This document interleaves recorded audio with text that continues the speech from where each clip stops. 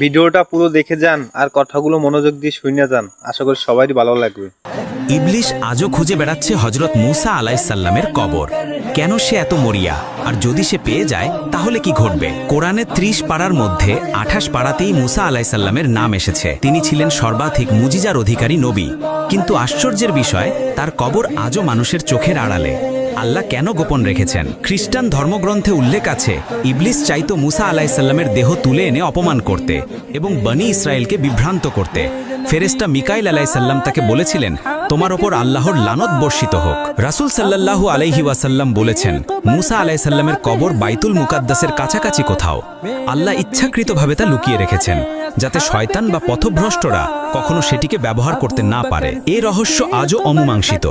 ইবলিস কি সত্যিই কিয়ামত পর্যন্ত এই কবর খুঁজে ফিরবে?